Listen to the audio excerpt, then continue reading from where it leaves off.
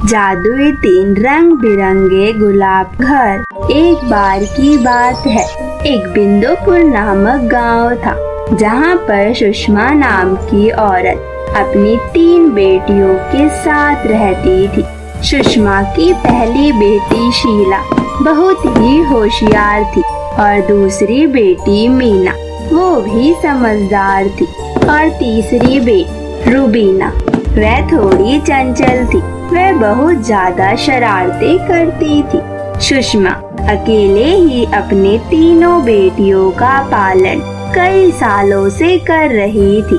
दरअसल सुषमा का पति कई सालों पहले विदेश कमाने गया था अपने घर की स्थिति को सुधारने के लिए, लेकिन वह विदेश से लौटकर कभी भी नहीं आ सका, जिसकी आशा अब सुषमा ने छोड़ दी थी और वह भी अपने पैरों पर खड़ी होकर अपनी छोटी सी जमीन पर अपनी मेहनत से खेती करती और अपनी बेटियों का पालन पोषण कर रही थी।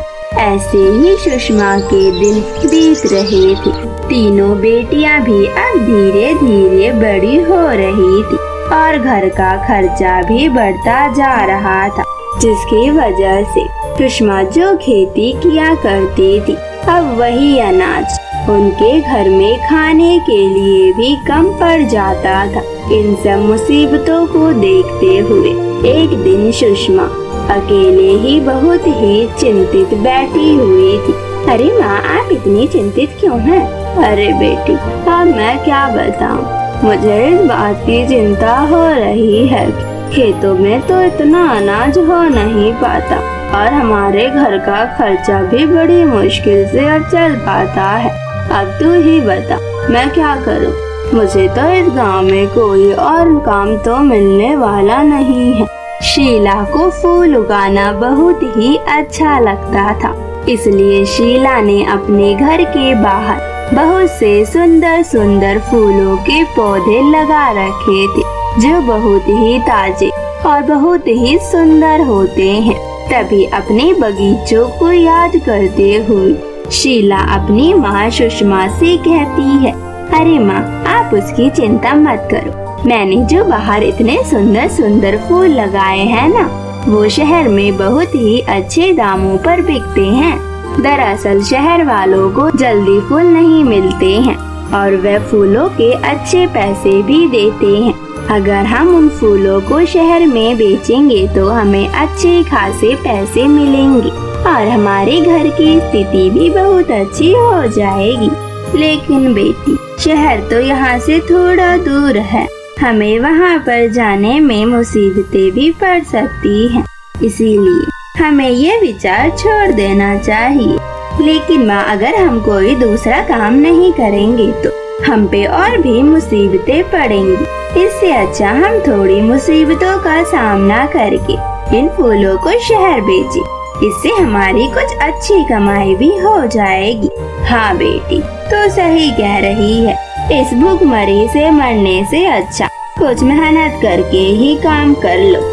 कल से तू ही सुबह उठकर इन फूलों को तोड़कर शहर जाके बेच देना। और अगले दिन शीला जल्दी उठ के उन फूलों में पानी डाल ताजे ताजे फूलों को अपनी टोकरी में भर लेती है और अपनी टूटी फूटी खटारा साइकिल की मदद से शहर पहुंच जाती है। उन फूलों को देखते ही सभी शीला के फूल खरीद लेते हैं, क्योंकि शीला के फूल ताजे और सुंदर महक भी आ रही थी, इसलिए सभी उसके फूलों को बहुत पसंद करने लगते हैं और सभी शीला को अपने घर पर रोज फूल देने के लिए कह देते हैं। आज पहले दिन ही शीला की बहुत अच्छी कमाई हो चुकी थी। शीला उन पैसों को खुशी खुशी अपने घर लेकर आती है और अपनी माँ को देती है, जिसे देखकर सुषमा भी बहुत खुश हो जाती है। शीला की दोनों बहनें सीमा और रुबीना भी बहुत खुश हो जाती है और रुबीना कहती है, अरे दीदी, हमारा काम तो चल गया, अब हम सब मिलकर फूलों के बगीचे लगाएंगे और खूब सारे फूल शहर और गांव में बेचेंगे, जिससे हमारी स्थिति बहुत अच्छी हो जाएगी और मैं ढेर सारे खिलौने भी ले पाऊंगी, क्योंकि मैं तो अभी छोटी हूँ। रुबीना की नादानी देखकर सब हंसने लगते हैं। तभी सीमा कहती है, अरे माँ, एक काम करते हैं, हमारे घर के बाहर तो इतनी जमीन नहीं है कि हम इतने सारे फूल लगा पाएंगे। इससे अच्छा हमारे पास जो छोटी सी जमीन है जिस पे आप खेती करते हो, हम उसी जमीन पर ढेर सारे फूलों के बगीचे लगाते हैं। उससे हमारी अच्छी कमाई होगी। वैसे भी अनाज की उपज तो इतनी अच्छी होती नहीं है, कितनी मेहनत करनी पड़ती है, फिर भी उसमें बिल्कुल भी उपज नहीं हो पाती है। इससे अच्छा इन फूलों से हमारी अच्छी कमाई हो जाएगी और हमारे पास पैसे भी हो जाएंगे।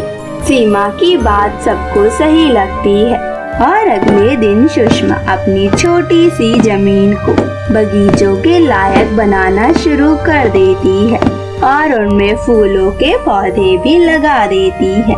कुछ ही महीनों में वह फूलों के पौधे तैयार हो जाते हैं और उन सभी फूलों की महक और सुंदरता बहुत ही सुंदर थी, जिसे देखकर कोई भी मोहित हो जाता था और उन फूलों को लिए बिना उन्हें चैन ही नहीं मिलता था। उन फूलों से हुई तरक्की से सुषमा और उसका परिवार पूरा बहुत ही खुश था। एक दिन शीला अपने बगीचे में सुबह सुबह उन फूलों को तोड़ने के लिए आती है। तभी वह हैरान हो जाती है और कहती है, अरे, इन फूलों का ताजा ताजा रस कहाँ गया? ये तो थोड़े मुरझाए हुए लग रहे हैं। लगता है इन मधुमक्खियों ने सारा रस चूस लिया है, तभी तो इनकी महक और इनकी सुंदरता निखर नहीं रही है। अगर ऐसा हुआ तो हमारे फूल तो बिकना ही बंद हो जाएंगे। हमें रात और दोपहर में भी इन फूलों की रखवाली करनी पड़ेगी। और शीला अपनी माँ सुषमा को ये बात बताती है। उसके बाद सभी परिवार वाले एक एक करके बगीचे पर पहरा देना शुरू कर देते हैं। शाम के वक्त शीला खाना खाकर बगीचे में पहरा देने के लिए आ जाती है।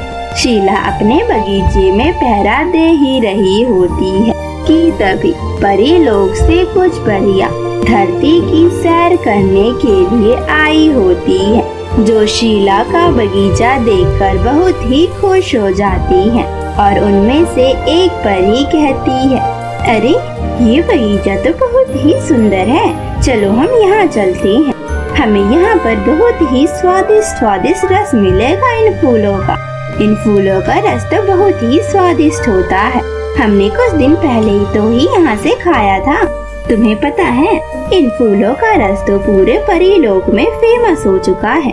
सभी परियां यहाँ पर फूलों का रस लेने के लिए और उनका स्वाद लेने के लिए यहीं पर आती हैं। इनके फूलों का रस बहुत ही स्वादिष्ट होता है। यह कहकर सभी परियां शीला के बगीचे में घुस जाती हैं। तभी शीला को कुछ आवाजें सुनाई देने लगती है और शीला अपने बगीचे में ध्यान से देखने लगती है। तभी उसे छोटी छोटी परियां दिखाई देती है, जिसे देखकर शीला हैरान हो जाती है और वह कहती है, अरे, ये सब तो छोटी छोटी परियां लग रही हैं। मैंने इन्हें किताबों में देखा है, लेकिन ये मेरे बगीचे में क्या कर रही हैं? तभी परियां भी शीला को देख लेती हैं और वह डर के फूलों के पीछे छुप जाती है। शीला जब परियों को डरते हुए देखती है तो वह समझ जाती है कि सभी परियां मुझसे डर रही हैं। इसलिए वह कहती है, अरे परियों, तुम मुझसे मत डरो, मैं तुम्हें कोई भी नुकसान पहुंचाने वाली नहीं हूँ। शीला की बात सुनकर सभी परियां बाहर आ जाती है। तब शीला उन परियों से पूछती है, अरे परियों, आप लोग यहाँ पर हमारे फूलों का रस चूसने के लिए क्यों आती हो? हमने इन फूलों को बहुत ही मेहनत से लगाया है और इन्हीं से हमारा पूरा खर्चा चल पाता है। आप कृपया करके इन फूलों का रस चूसना बंद कर दे, नहीं तो हम दोबारा से गरीब हो जाएंगे। तभी एक परी कहती है, हमें माफ कर दो शीला, हमने तुम्हें नुकसान पहुंचाया। दरअसल हमारे परियों का फूलों का बगीचा अब बंद हो चुका है, क्योंकि एक डायन ने हमारे फूलों के बगीचे पर ताला लगा दिया है और उसकी चाबी आसमान के जादुई 3 फूलों में से एक फूल में है, जहाँ पर किसी भी परी का जाना बंद है। नहीं तो अगर कोई भी वहाँ पर जाता है तो वहाँ से जिंदा लौट के नहीं आ सकता है। सिर्फ वहाँ पर कोई इंसान ही जा सकता है जो कि हमारी मदद करेगा, लेकिन आज तक हमारी मदद किसी ने नहीं की। तुम लोग उसकी चिंता मत करो, मैं तुम्हारे परी लोग के बगीचे की चाबी लाऊंगी। बस तुम मुझे रास्ता बताओ। तुमने मेरी मदद की है और मेरी बात को समझा है, इसलिए मैं भी तुम्हारी मदद करूंगी। उसके बाद परियां एक जादुई सीढ़ी को प्रकट करती है जो सीधा आसमान में जा रही होती है। तभी परी कहती है, सुनो शीला, तुम इस सीढ़ी की मदद से उन 3 फूलों के पास पहुंच जाओगी, लेकिन तुम्हें समझदारी और अकल का इस्तेमाल करके उस चाबी को हमारे पास लाना है, क्योंकि हमारे परी लोक में उसकी सख्त जरूरत है। हमारे परी लोक में सभी परियों को फूलों की रस बहुत ही अच्छे लगते हैं और हम सब त्योहार भी मनाते हैं। कई सालों से हमने त्योहार भी नहीं मनाए हैं। प्लीज तुम उन चाबी को जरूर लाना।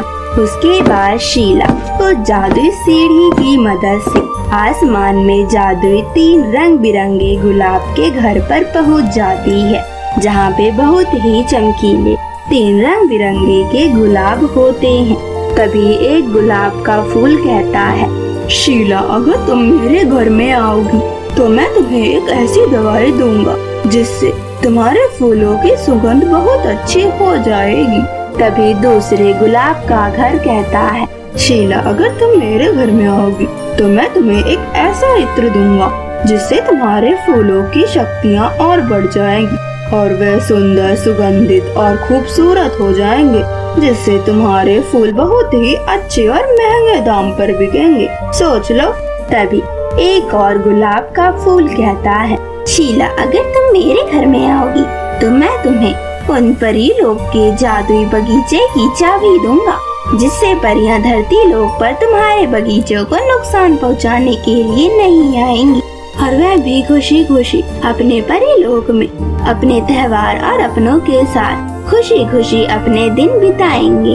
शीला तीसरे जादुई गुलाब की बात को सुनकर बहुत खुश हो जाती है और खुशी खुशी उस गुलाब के फूल के घर में जाती है।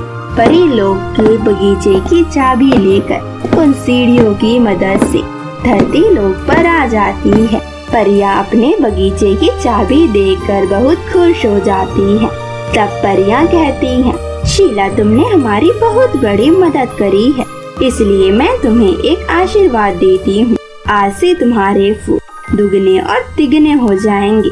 इनकी सुगंध, खूबसूरती और सब कुछ बहुत ही अच्छा होगा।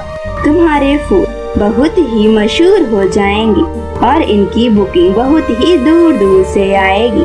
यह सुनकर शीला बहुत ही खुश हो जाती है और परियां भी वहाँ से चली जाती है। अगले ही दिन से शीला के बगीचे और भी बड़े हो जाते हैं। उनमें फूल बहुत ही सुंदर लग रहे होते हैं, जिन्हें देखकर बहुत सारे लोग उनसे फूल खरीदने लगते हैं और शीला धीरे धीरे करके बहुत ही अमीर हो जाती है और उनके फूलों की बुकिंग बहुत ही दूर दूर से आने लगती है। शीला और शीला का परिवार बहुत ही खुशी खुशी रहने लगा।